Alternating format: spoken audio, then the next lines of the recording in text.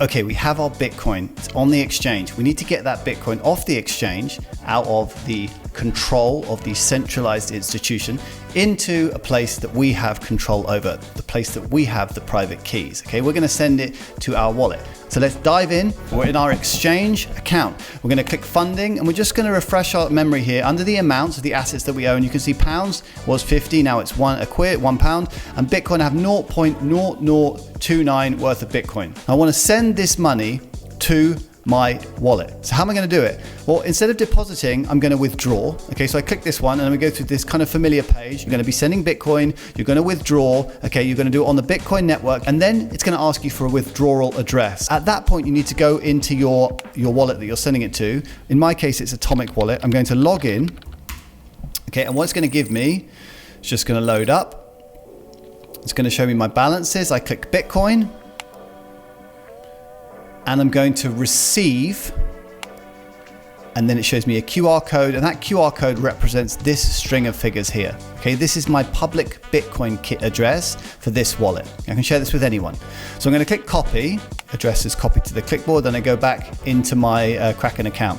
Now at this point, all I'm going to do is go to my address book. Because I've sent funds between my exchange and my Atomic Wallet before, I've saved that address in my address book. And I would encourage you to do exactly the same. Whenever you create a link between an exchange and a wallet that you own, or an exchange and a cold wallet system that you own, save those addresses. So I'll show you what that looks like. If I click this button here, withdrawal address, you'll see Atomic Wallet. Okay, this is my address. I look at the first two letters there, 1 and 3, and the last three are 3 and G. Okay, 133G. If I go back into my Atomic Wallet, I can see the first two letters of this address are 13, and the last one is 3G. So I know that that's correct. Let's say I don't have my Atomic Wallet saved in my exchange account. I would click Add New Withdrawal Address.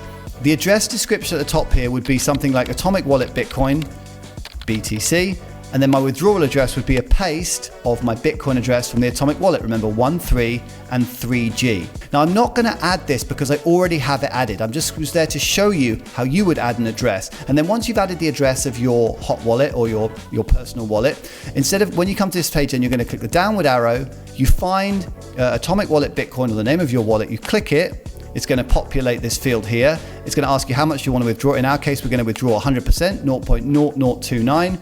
You're going to click withdraw, and then it's going to be a confirmation page. If you click confirm, then you see at the top of the page, withdrawal successfully submitted. Now what we've done is we've initiated a transaction between our exchange and our wallet. Now it always takes a little bit of time for Bitcoin to go from one place to another. It depends on how busy the blockchain is.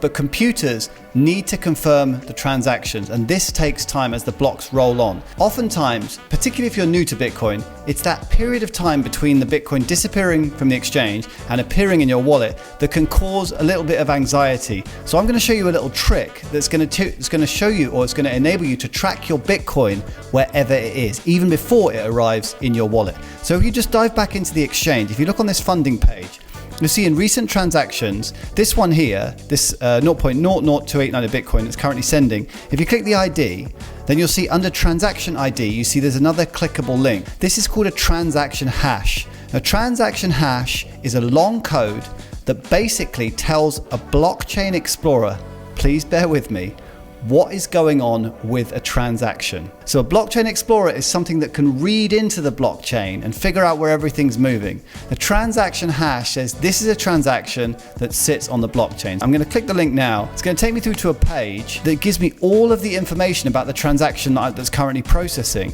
Like it was first seen 4 minutes ago, its ETA is in 1 to 10 minutes. As you can see up here on the right hand side, it says that the transaction is unconfirmed. So I know that the Bitcoin is not going to appear in my wallet just yet. Now why is this interesting, this screen? It's useful because it allows me to track the current state of Bitcoin wherever it is. If I get into any trouble with my Bitcoin and I go to the support function of the exchange, if I close this off, you see in the bottom right, there's a chat button. I can speak to someone from the exchange and I'll say, look, I've just sent a transaction and my Bitcoin hasn't arrived. Where is it? The first thing they will say is, can we have the transaction hash?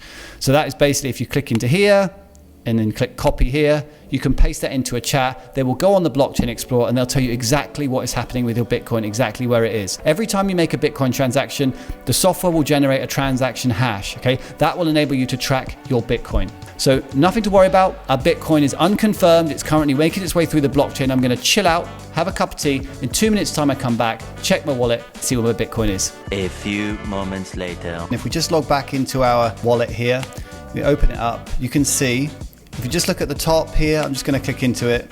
You can see that our current Bitcoin balance is 0.00289. Our Bitcoin has arrived safe and sound. Now this is great, but there is obviously still one final stage in the process, and that is to send our Bitcoin from the hot wallet into a cold wallet, a place where our private keys are held offline. And that is exactly what we're going to do in the next video.